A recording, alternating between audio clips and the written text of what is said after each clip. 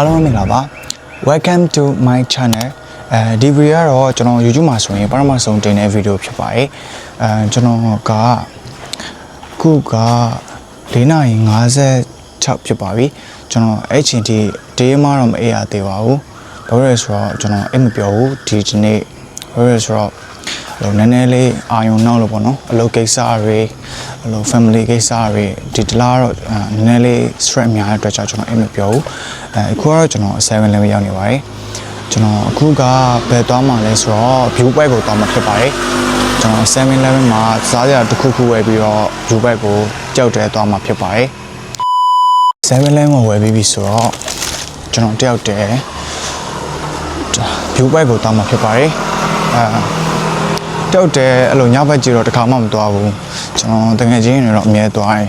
ဒါပေမဲ့ဒီတခါတော့ကျွန်တော်တို့ challenge ပဲ Okay let's go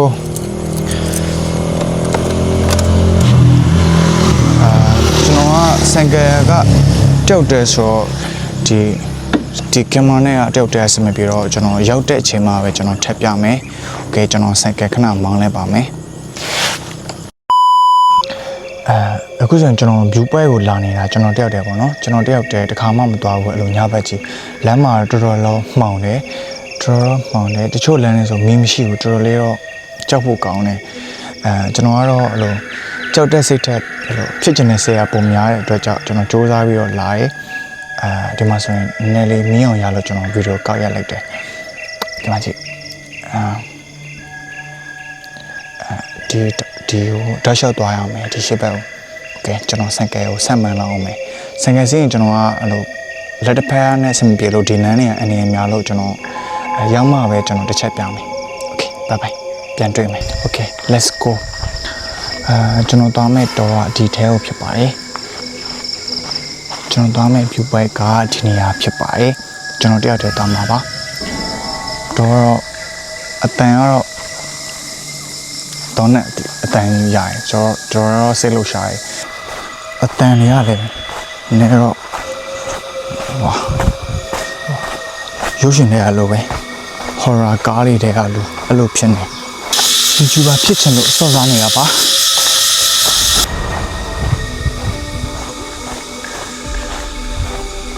နောက်ကတယောက်လိုက်လာလို့လည်းတစ်ချက်ရှိုးနေတာဘာလို့မှမရှိဘူးဒီလမ်းမှောင်နေသေးတာပဲဒီစားလေးသွား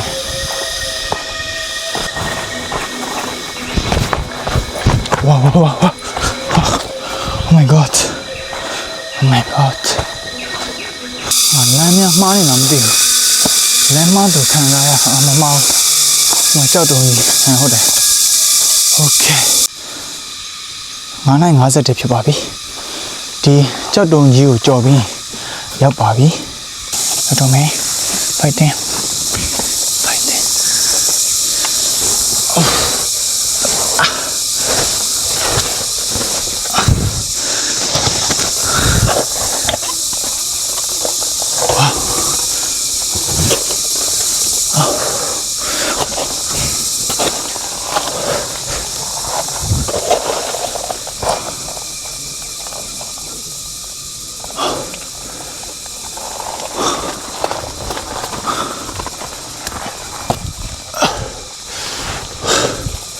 ရောက်ပါပြီ